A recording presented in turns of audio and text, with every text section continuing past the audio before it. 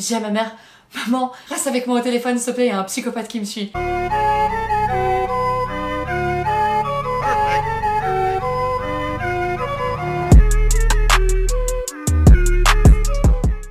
Je suis la fondatrice de Zia, la méthode accélérée et antiscolaire pour apprendre l'anglais en 3 mois et aujourd'hui je reviens avec Bilal, mon cher et tendre époux, pour vous faire une vidéo du coup qui a été extrêmement demandée.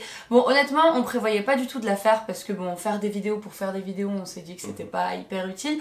Et puis en fait il y a pas très longtemps du coup c'était notre anniversaire de rencontre, bon c'est pas du tout quelque chose qu'on fête mais on s'est mis à se remémorer entre guillemets voilà notre rencontre, comment ça s'est passé et puis bon c'est une anecdote qui est assez marrante donc on s'est dit qu'on allait vous la raconter. Avant toute chose ça a été une rencontre qui était extrêmement inattendue, tout le contexte en fait était assez incroyable dans la mesure où ce jour-là je devais me rendre à Poitiers et je viens de Valence moi au départ et pour me rendre à Poitiers il fallait que je fasse un trajet en TGV donc Valence-Paris. À Paris du coup je devais faire un changement entre le gare de Lyon et gare Montparnasse. De là, je devais arriver à Poitiers et je comptais faire ça dans la journée au départ. Je me suis dit que finalement j'allais rester sur Poitiers le soir et que je repartirais le lendemain parce que ça faisait quand même pas mal de trajets et c'était très juste, j'étais très juste au niveau du temps. Donc j'étais même pas censé y aller au départ. Oui, ouais, au départ il voulait pas du tout y aller. Grand flemmard que tu es. C'est pas la flemme, c'est compliqué, ça prend du temps, etc. Pour qu'on nous ait le diplôme, je voyais pas l'intérêt. Je suis d'accord. Et puis je me suis dit bon, c'est une expérience à vivre. Ça peut être intéressant, vas-y, ça te coûte rien. Je commence à organiser mon voyage et je réserve un Airbnb sur place à Poitiers. Donc je loue une voiture, je réserve un Airbnb et c'était prévu du coup que je reste jusqu'au lendemain. Une fois arrivé sur place, je reçois une notification donc, de l'Airbnb qui me dit je dois annuler votre séjour. Et je commence un petit peu à paniquer, à me demander ce que je vais faire. Donc je viens pour réserver un hôtel et tout était soit booké, soit super cher, soit c'était à l'extérieur de la ville, c'était compliqué. Donc je me dis ok, je vais écourter mon séjour, je vais rendre la voiture avant l'heure et je retourne à Paris. Et sur Paris, je verrai sur place. Donc soit je prendrai un hôtel, soit je me débrouillerai. Donc j'arrive à avoir le train, je rentre à Paris. Enfin, je remonte sur Paris et là je commence à avoir de l'espoir en fait de pouvoir prendre le dernier train qui me ramène sur Valence. Donc je réserve le truc, etc. Je commence à courir dans tous les sens et au final en fait j'ai pas pu l'avoir. Je l'ai raté de quelques minutes. Donc là je commence à me demander est-ce que je reste sur place, est-ce que j'appelle un ami, est-ce que... Et là j'ai eu une sorte d'illumination et je me suis rappelé que quelques mois auparavant j'étais censé faire un trajet entre Valence et c'était Milan ou Turin? Milan. C'était Milan? Oui, ouais. C'est ce que tu m'as dit en tout cas, c'était ouais, Milan. C'était Milan du coup, je devais aller à Milan avec un ami, on devait le faire en Ouibus. Donc on devait se rendre sur Milan en Ouibus et on avait annulé au dernier moment. C'était moi qui avais annulé, je sais plus trop pour quelle raison mais au final ça s'est pas fait. Et j'avais un bon d'achat. Ouibus, je pouvais prendre un trajet. Donc je réserve un billet Paris-Lyon. Et sur Lyon, du coup, je devais ensuite prendre un train pour redescendre à Valence. Alors du coup, de mon côté, moi j'habitais à Lyon et je venais de passer en fait un mois en Tunisie. Donc j'avais pris un billet aller sans retour. Je savais pas du tout quand j'allais rentrer. Au départ, je voulais rester plus longtemps, mais du coup, je me suis souvenu que j'avais des billets pour la conférence de Franck Nicolas, la tournée 110. Événement ultra nul, mais à l'époque je le savais pas. Donc du coup je décide de rentrer le 16 novembre, donc 2 jours avant qu'on se rencontre. Et donc je décide d'y aller en fait avec une copine, une ancienne élève, tout ça. Donc à partir de là, moi qui déteste absolument Paris, donc je cherchais en fait des billets de train, sauf que les horaires convenaient jamais. Donc soit j'arrivais trop tard, soit je devais repartir trop tôt, donc ça convenait pas. Soit les billets étaient hors de prix forcément. Et au final du coup je regarde un petit peu du coup au niveau des bus et je décide de partir là-dessus parce que je voulais absolument pas dormir sur place.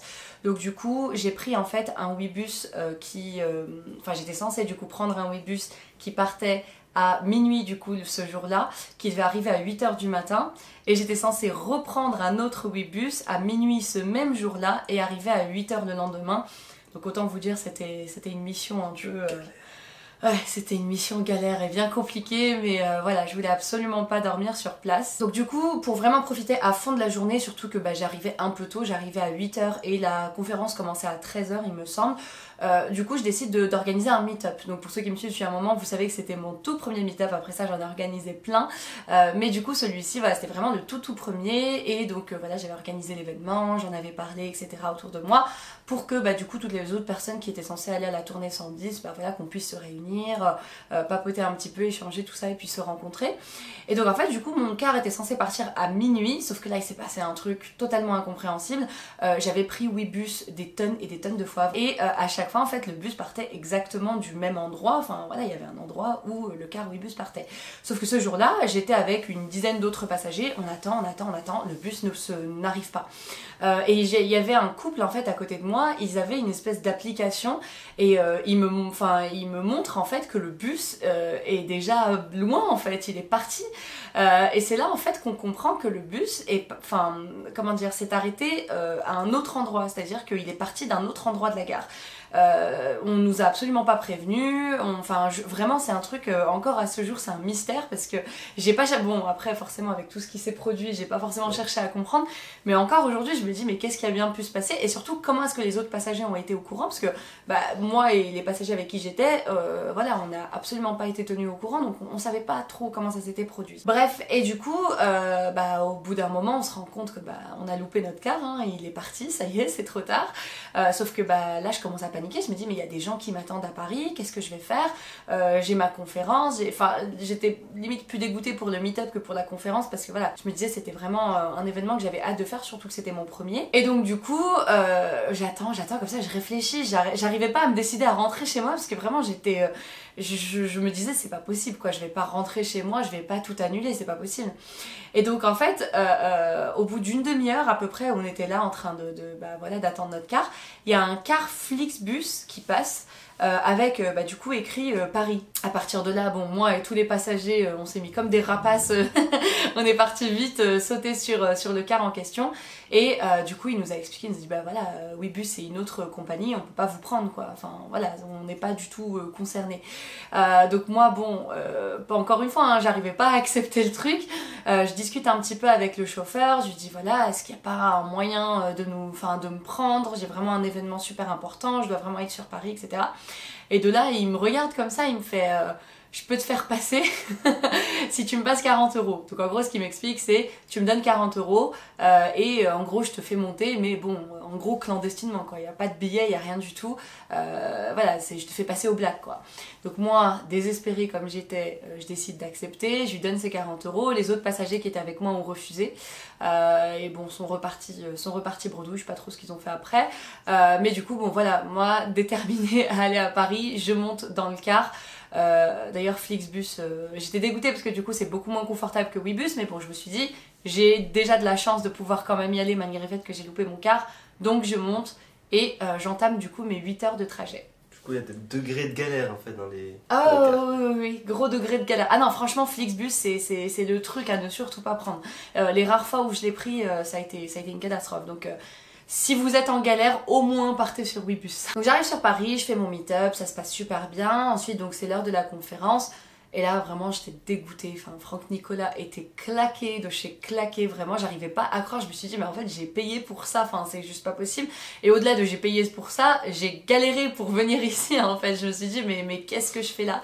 Donc en fait on a passé vraiment tout le séminaire à rigoler avec du coup mes copines, c'était juste, c'était hallucinant en fait, vraiment j'ai jamais vu une conférence d'aussi mauvaise qualité de toute ma vie, donc voilà, bon, au moins j'aurais eu le mérite de bien rigoler. Ça s'est terminé aux alentours de 20 h et en fait les gens avec qui j'avais réservé les billets au départ commencent à lâcher des bails de venez on va en boîte, venez on va chez un tel, bon pour moi c'était hors de question. Et là ils m'ont lâché en fait, donc ils ont décidé de partir sans moi, de me laisser toute seule comme un vieux coton. Et là en fait je me retrouve à Paris le soir toute seule, en connaissant strictement rien ni personne. Et donc heureusement là du coup ma copine Lamia était là. D'ailleurs Lamia, si tu passes par là, je te suis infiniment reconnaissante puisque du coup voilà, elle m'a dit je te laisse pas toute seule, donc elle est restée avec moi. Donc il y avait elle et son frère, la pauvre aussi d'ailleurs, elle avait ramené son frère à la conférence pour qu'il découvre de développement personnel et autant vous dire qu'il n'a pas été convaincu. Donc du coup donc on va manger, tout ça, voilà, il reste avec moi et donc là il m'accompagne à Bercy, donc attendre mon car. Ils sont restés avec moi jusqu'à minuit, vraiment ils ont attendu que je monte dans mon car pour s'assurer que voilà, je sois en sécurité, que je sois bien montée et tout, franchement juste adorable. Du coup à ce moment là en fait, au moment où je vois le car arriver, Je me dis mais par pitié faites que personne ne s'assoie à côté de moi parce que j'étais dans un état de fatigue mais tellement intense. Arrête de rigoler. J'étais dans un état de fatigue mais tellement intense, vraiment j'étais claquée parce que déjà toute la fatigue de la semaine et en plus bah du coup voilà j'avais pas dormi depuis 2 jours quoi. Donc du coup vraiment je priais pour que ça n'arrive pas. Je monte dans le car et là je vois qu'il y a personne et j'étais trop contente. Donc voilà je m'assois sur mon siège et j'étais juste au top de ma vie. Il n'y avait personne à côté de moi. De mon côté, du coup, je venais de rater le dernier TGV pour Valence et il fallait absolument que je me rende à Gare de Bercy pour prendre le car. Donc j'étais assez juste. J'arrive à me rendre à Bercy, je sors et là je me retrouve en fait face à du coup Paris-Bercy, la salle, je sais pas comment elle s'appelle, mais du coup la salle, il y a des concerts, des événements et je vois des milliers de personnes dans tous les sens. Donc je me dis ok, il doit y avoir un événement, mais les gens pourront sûrement m'indiquer où me rendre. Donc je vais les voir, je tombe sur des gens qui parlent français, d'autres qui sont pas d'ici, qui me répondent forcément je sais pas, et ceux qui pouvaient me répondre ne voulaient pas, donc ils se comportaient comme des vrais parisiens, ils m'ont regardé de travers et ils partaient. Je dis bon ok, je vais quand même insister parce que là je peux pas me permettre de en plus rater mon car. Donc je finis par trouver quelqu'un qui me dit j'ai vu un bus là-bas, va là-bas. J'étais un peu désespéré, du coup je m'y rends et je vois du coup des Flixbus et des Ouibus. Bon super, ça doit être là-bas, c'est un peu bizarre, mais pourquoi pas. Donc j'arrive sur place et je vois un Ouibus qui passe devant moi. Et je me dis, ça a l'air d'être lui. Donc du coup je vois le car partir devant moi et je me dis bon, je vais le rattraper et peut-être que j'arriverai à monter à temps. Pour moi il était parti en fait. Je venais de le rater et je devais le rattraper. Donc je commence à courir et je le rattrape à un feu rouge. Et du coup je fais signe au chauffeur et du coup le chauffeur me regarde comme ça, il fait... Il tourne la tête. Je me dis, mais sérieux, je veux lui poser une question. Donc, je lui fais signe, il me regarde, il me dit non de la tête, et on regarde devant lui, le feu passe au vert et il trace. Je me dis, ça y est, c'est bon, il va partir, c'est fini. Et en fait, je le vois partir et commencer à tourner sur la droite, et vers ce qui semblait être un parking ou une zone de dépôt. Je me dis, bon, c'est peut-être infini. Je cours, je finis par le rattraper, et en fait, c'était là. C'était la gare, du coup, Paris-Bercy, avec les départs d'autocar. Donc j'arrive sur place, pareil, encore plus, voilà, encore avec le souffle encore plus coupé, encore plein de galères. Et je vais voir le chauffeur, je lui dis, ouais, pourquoi vous vous êtes pas arrêté? Enfin, pourquoi vous avez pas juste ouvert la porte pour essayer de comprendre ce que je voulais? Je dis, ouais, mais non, c'est pas mon travail. Je fais, bon, écoutez, c'est pas grave. Est-ce que c'est vous qui partez à Lyon? Il me dit, oui, c'est pas moi, mais c'est le car d'à côté. Je dis, bon, ok. J'arrive, je vais prendre le car, et du coup, en fait, je suis arrivé vraiment juste avant qu'il démarre. C'est-à-dire que je serais arrivé avec 2 minutes. Oui, je confirme. Je criais victoire, je pensais que ça y est, j'allais être toute seule dans le car, et monsieur est arrivé à la dernière minute. Vraiment. Et voilà, du coup, je suis arrivé vraiment à la dernière minute, je rentre, je commence à regarder autour de moi, et je vois qu'il y a une seule place de libre. Donc je regarde, et je vois une sorte de masse informe, sombre comme ça, recroquevillée dans un coin. C'est qui tu traites de masse informe? C'est toi? Moi, je suis une masse informe? Oui, t'étais emmitouflé comme ça sous ton manteau. Mais vraiment, voilà, ok, elle a pas l'air trop conforme. Non, trop commode. Trop commode. Excusez-moi, je m'embrouille un peu. Bon, du coup, je me dis, bon, elle a pas l'air super commode. Mais j'ai pas le choix, je vais m'asseoir. Donc je m'assieds, j'essaye de pas trop la déranger, je pose mes affaires. Autant vous dire que je l'ai regardée de travers. Bon, au début j'étais dégoûtée, hein. Vraiment, je me suis dit, mais en fait, mais comment je vais survivre à cette nuit? J'étais à bout de force, vraiment, enfin, je sais même pas comment vous décrire. Je sais pas, peut-être que les mamans qui ont des enfants en bas âge et qui ont pas dormi depuis 5 ans, peut-être que vous pouvez vous identifier à ce que je raconte, mais j'étais dans un état, mais pitoyable. Je confirme. Ouais, non, vraiment, j'étais mal. Et donc voilà, au début, je suis dégoûtée, sauf que bon, vous me connaissez, moi, j'aime pas rester sur le négatif. Donc du coup, j'essayais vraiment de mettre plein de pensées positives dans la tête. Donc je me disais, bon, la conférence était super nulle, mais c'est pas grave, parce que j'ai pu faire un meet-up, c'était vraiment cool. J'ai pu, du coup, passer la journée aussi avec, du coup, des nouvelles personnes que j'ai rencontrées, avec des copines. J'ai pu, du coup, voir Lamia en live pour la première fois, parce que du coup, ça faisait un petit moment qu'on était... copine virtuelle entre guillemets, et puis ce jour-là c'est la première fois du coup qu'on se voyait en vrai, donc ça avait été super sympa. Et puis au bout d'un moment comme ça finit par me détendre, par me calmer un petit peu, parce que voilà, j'étais vraiment sur les nerfs. Faut savoir un truc, c'est que quand je suis fatiguée, j'ai les nerfs mais vraiment à vif, mais vraiment, c'est à dire que le moindre truc peut me transformer en dragon. J'ai vraiment les nerfs qui montent très très vite, et du coup j'essayais entre guillemets de m'apaiser. Non, tu n'en parles, tu deviens Kirby. Mais en fait je me compare tout le temps à Kirby. Donc vraiment j'ai vite les nerfs qui montent et du coup à ce moment-là en fait j'avais de la musique dans les écouteurs sauf que ça m'a vite saoulée donc je décide du coup de mettre un film et évidemment quel est le film que j'ai choisi? Le Parrain. C'est pas trop une surprise. Voilà, c'est pas trop une surprise. C'est vrai que pendant les trajets en car, généralement, c'est ce que j'ai tendance à mettre parce que c'est un film qui dure 3 heures et c'est mon film préféré de tous les temps. La trilogie du Parrain, vraiment, c'est... Est-ce que j'aime ça à la folie d'amour, de tout? Oui, je pense qu'on peut dire ça. Voilà, donc enfin bref, film préféré de tous les temps. Donc voilà, je commence à regarder et petit à petit, bah voilà, je me mets un peu dans mon cocon, dans ma bulle, je le calcule plus. Enfin bon, non pas que je l'ai calculé dès le départ, vraiment je l'ai juste regardé de travers. Et ensuite je me suis mise dans mon coin et voilà, j'ai fait ce que j'avais à faire. De mon côté, une fois que j'ai pu reprendre un peu mon souffle, voilà, que j'ai pu me poser un petit peu, donc je commence à regarder autour de moi. Donc je vois des gens à moitié endormis, d'autres qui étaient sur leur téléphone. Et je commence à remarquer qu'il y a plusieurs personnes avec des badges. Donc je regarde autour de moi. Et je vois que du coup, la personne à côté de moi a un badge aussi. Donc je commence à me poser des questions. Pour moi, en fait, il y avait plusieurs explications possibles. Vraiment, ce mec est pas normal. Ce mec est pas du tout normal. Les trucs qui se passent dans sa tête, c'est pas du tout les trucs qui se passent dans la tête de tout le monde. Ouais, franchement, tu vois des dizaines de personnes, tu sais, adultes, dans un car avec un badge autour du cou. Tu sais, un gros badge avec un gros nom, un gros prénom écrit. Je suis désolé, tu sais. En général, quand on met un badge autour du cou des gens, c'est soit que c'est des étrangers et du coup ils sont en groupe de voyage et ils veulent pas se perdre, ou alors qu'ils ont de fortes probabilités de se perdre parce qu'ils sont handicapés. Bon, du coup, je me dis que c'est des réfugiés ou des handicapés et bon, je me dis que c'est peut-être un peu improbable. Donc, et là en fait j'entends de la musique qui vient de ces écouteurs et donc je la vois tout de noir vêtue avec de la musique, ça avait l'air d'être du métal ou du hard rock. Ça en était absolument pas. Et un badge. Et je me dis bon, peut-être qu'elle fait partie de l'organisation d'un groupe de musique voilà, de métal ou de hard rock. Et potentiellement du coup je savais qu'il y avait des Ouïbus qui venaient du Royaume-Uni. Je me dis bon, peut-être que ça se fait beaucoup au Royaume-Uni, qui est des femmes d'1m60 avec le hijab qui font partie du groupe de métal ou de l'organisation du groupe de métal. Vous voyez quand je vous dis qu'il est pas normal.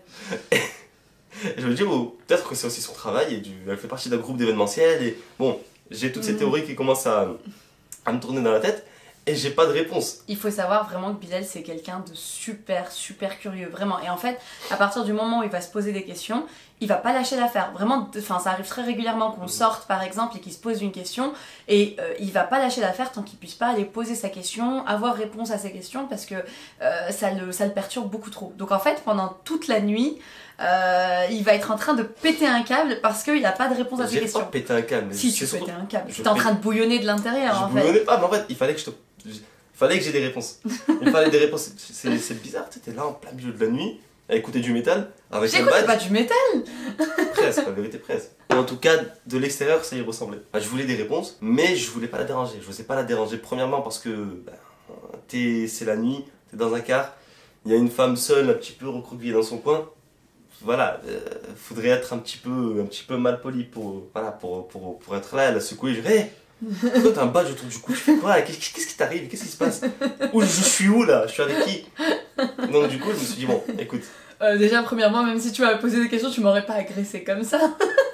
T'as compris, et franchement tu l'aurais ressenti comme ça. Oui, non mais... m'excuser, surtout auriez-vous des réponses à mes questions? Ouais non, franchement fallait pas qu'il me parle, vraiment fallait pas qu'il me parle. Donc je reste avec mes questions dans mon coin, et je me dis bon, au final regarde, elle est vraiment en retrait dans son coin, elle est peut-être asociale, ou peut-être qu'elle est mariée, peut-être que tu sais pas, donc laisse-la tranquille. Et tu auras peut-être des réponses plus tard, peut-être que voilà, tu vas entendre des gens parler et tu vas comprendre en fait de quoi ils retournent. Alors, au bout de 4 heures à peu près, du coup, le car s'arrête dans une aire de repos, bon, comme c'est obligatoire, hein, c'est réglementaire. Donc on s'arrête, de là je me dis, et j'ai besoin d'un café. J'ai besoin d'un café, donc à partir de là, du coup, je descends, je vais au distributeur, machin, je prends mon café, et il faut savoir que quand je suis fatiguée, je suis pas juste en train de bouillonner de l'intérieur de nerfs, j'ai aussi le visage qui est pas du tout amical. J'ai un visage vraiment ouais, c'est juste pas amical. Non, j'ai un visage un peu voilà, un peu ne m'approchez pas. Et du coup bah voilà, j'étais en train de touiller tranquillement mon café jusqu'à ce que monsieur du coup fasse son entrée dans l'aire de repos. On arrive du coup sur l'aire d'autoroute et je décide d'aller prendre un thé. Donc je viens pour aller prendre mon thé et je vois ce visage expressif Non, non, j'ai pas vu ça du tout. Non, il a pas du Donc, tout vu un grand Donc, sourire. non, je vois juste Rahma en fait au bout, avec son café en train de touiller. Et je me dis, bon, là, elle est peut-être plus disposée à te répondre. Donc, va la voir. Et voilà, on engage la discussion, Voilà. essaye de comprendre, essaye de savoir. Le pauvre, j'avais la tête baissée, il a pas vu la tête que je faisais. Et je commence à faire 2-3 pas. Et là, je la vois lever la tête. Et elle me regarde comme ça. T'as vu? C'est pas du tout comme ça. Non, il imite très mal. Si, les yeux écarquillés, la bouche pincée, les sourcils froncés. Elle a arrêté de touiller son café. Vraiment, elle s'est figée. Je l'ai vue, elle était pâle, elle était super pâle. Ouais. Mais j'étais blanchâtre. Et je me dis, ok, non, laisse-la tranquille. Clairement, c'est pas le moment. J'ai fait demi-tour. Je me suis retrouvé du coup face à un rayon. J'ai pris un paquet de chips. Je l'ai retourné, j'ai fait. Voilà, j'ai pris mon air très intéressé, j'ai commencé à lire les ingrédients. Je l'ai reposé et je suis parti. Je suis retourné dans le car. Faut savoir qu'à ce moment-là, j'ai pas du tout capté ce qui venait de se passer. Hein. J'ai pas vu qu'il venait vers moi ou qu'il venait me parler. Et ce regard que j'ai lancé, c'était mon juste regard naturel. Ah non, non, vraiment. C'est qu'après, une fois que du coup, tu sais, je suis rentrée, machin, et que j'ai eu le temps de dormir, de reprendre mes esprits et de repenser un peu à ce qui s'était passé, ça, je me suis dit, ah ouais, mais à un moment donné, il était revenu vers moi et d'un coup, il était parti prendre des chips. Et c'est là que je me suis souvenue. Bon, du coup, à partir de là, on retourne dans le car et on sait plus calculer de tout le trajet. Elle s'assied, elle se rebarricade du coup dans son coin. Et donc je suis là avec mes questions. Je me dis bon, tant pis, t'auras pas de réponse, c'est pas grave. Et le truc c'est que ça continue à me titiller. Donc le car continue d'avancer. Et je sais pas, ça me dérangeait en fait. Il y avait trop de questions. Non mais je vous dis, c'est J'avais un pas de malade. réponse. Et je suis pas malade. Non mais c'est vrai, une fois qu'il a des questions, vraiment il ne lâche plus à faire. Plus le temps passe, on s'approche de plus en plus de Lyon. Et je me suis souvenu en fait que j'avais prévu du papier et un stylo dans mon sac, chose que j'ai jamais sur moi. Et je commence à me dire, attends, au lieu de la déranger, écris-lui toutes tes questions à l'écrit. Enfin, pose-lui toutes tes questions à l'écrit, écris ça sur un papier. Donc je prends une feuille de papier, je prends un support, du coup j'avais prévu un livre aussi. Donc je sors le livre et je commence à écrire, du coup à la lumière de mon téléphone. Et donc je faisais attention à ce qu'elle capte pas ce que je faisais. J'ai rien vu du tout. Et ce qui est extrêmement bizarre. Non, vraiment, j'étais éclatée parce que je me souviens ensuite, une fois qu'on avait appris à se connaître, je lui ai agi, j'ai dit mais t'as écrit ça quand? Parce qu'à aucun moment je t'ai vu écrire. J'étais déjà dans les vapes, donc voilà. Et du coup, donc j'écris tout ça, je replie mon papier en 4 et j'attends qu'on termine le trajet pour lui donner. On finit par arriver à Lyon, donc j'étais vraiment pressée de partir, de sortir parce que bah, je savais qu'il me restait encore 1 heure de trajet en tram à faire, donc voilà, vraiment je sors avec une grande hâte. J'avais coincé mon manteau entre les 2 sièges, donc autant vous dire que ma sortie a été un peu galère et j'étais tellement sur les nerfs que j'essayais même plus de faire genre que tout va bien. Voilà, je disais allez là et je pars vraiment voilà, sur les nerfs. Discrète du tout, ça. Ah ouais, non, j'étais vraiment sur les nerfs. Et du coup, donc je commence à peine à marcher en fait dans la gare que d'un coup, un mec comme ça vient se plante devant moi. Mais vraiment devant, c'est-à-dire qu'il était dans ma trajectoire en fait. Il se plante devant moi et il me tend en fait un papier avec écrit mon prénom dessus. Là d'un coup je comprends pas ce qui se passe, c'est qui ce mec? Parce que sur le coup j'ai pas capté que c'était lui. C'est vraiment, hein, quand je vous dis je l'ai pas calculé dans le car, voilà, je l'avais même pas reconnu en fait au début quand il s'est planté devant moi. Je me dis c'est qui ce mec? Pourquoi est-ce d'où il connaît mon prénom? Qu'est-ce qui se passe? Je panique complètement et vraiment, enfin sur le coup de la panique, en fait la seule hypothèse que j'ai dans ma tête c'est il a dû fouiller dans mon sac pendant que je dormais. Je sais que c'est débile mais c'est vraiment une hypothèse en fait qui m'est tout de suite venue à l'esprit. Et vraiment en fait j'étais en panique parce que autant vous dire que ce gros psychopathe il s'est planté devant moi sans dire un mot. Mais vraiment en fait il s'est planté devant moi sachant qu'il fait 23 cm de plus que moi quand même. Il me donne un papier avec mon nom écrit dessus et il ne dit pas un mot. Donc moi en fait, ah non mais je comprenais pas, j'étais sous le choc en fait, je me disais je suis face à un psychopathe. Et du coup, ça a duré mais bien 10 secondes où je regarde le mot, je le regarde comme ça en fait. T'aurais pu me demander aussi. Demandez quoi? C'est à toi de dire les choses. Non, mais... Dire, ah mais vous voyez comment il retourne le truc.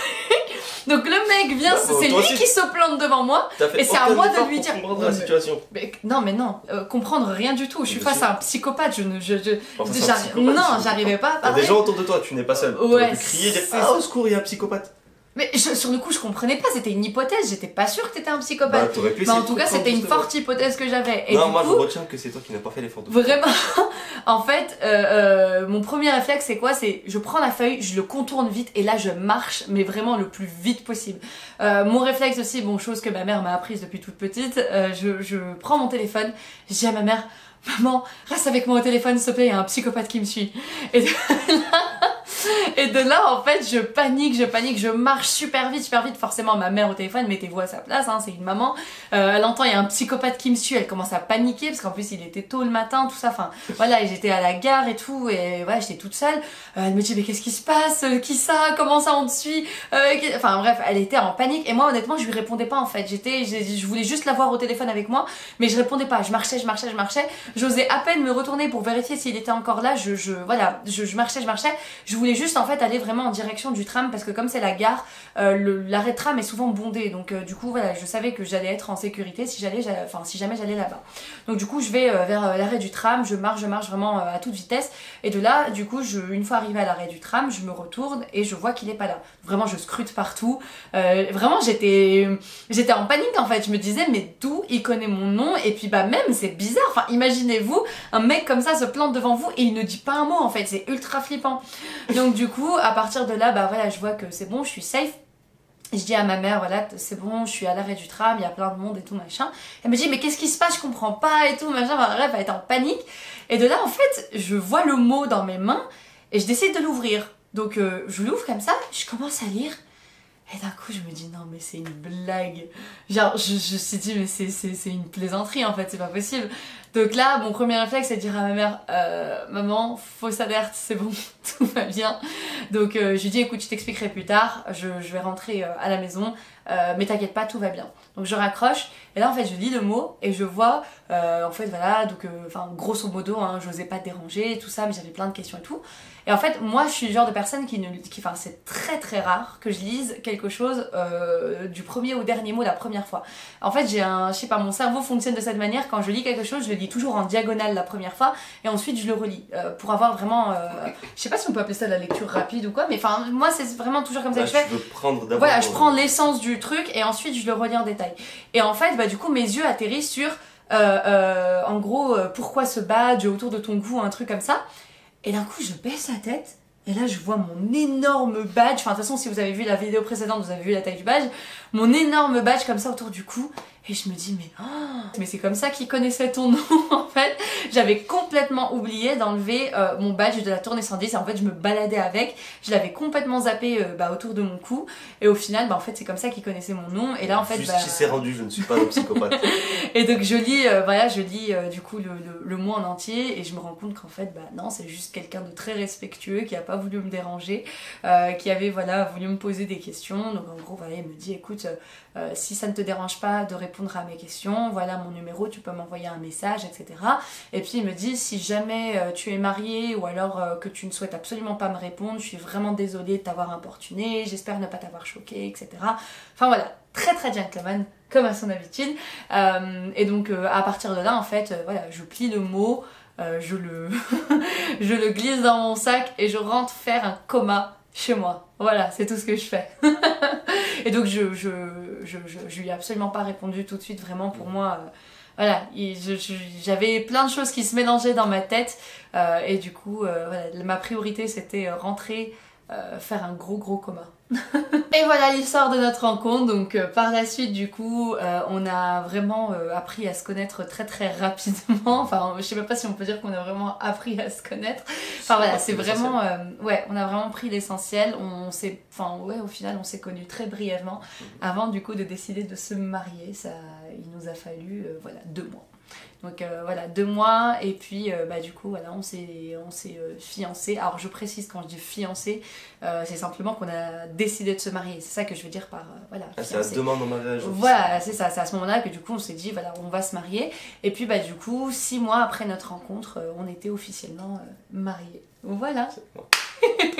Et voilà, c'est tout pour cette vidéo, j'espère qu'elle vous aura plu. N'hésitez pas à nous raconter vos petites histoires de rencontres. Voilà, dites-nous si vous avez eu des histoires farfelues ou si au contraire elles ont été plutôt classiques. Ça nous fera plaisir de les lire. Si cette vidéo vous a plu, n'oubliez pas de vous abonner, de la liker et de la partager. N'oubliez pas aussi d'activer la petite cloche pour être prévenu de toutes les prochaines vidéos. Si vous ne nous suivez pas encore sur les réseaux sociaux, c'est là qu'on est les plus actifs, Facebook et Instagram. Je vous mets tout ça en barre d'infos. Quant à nous, on vous dit à très bientôt sur theasso.com. Bye! C'est bon? C'est bon. Yeah!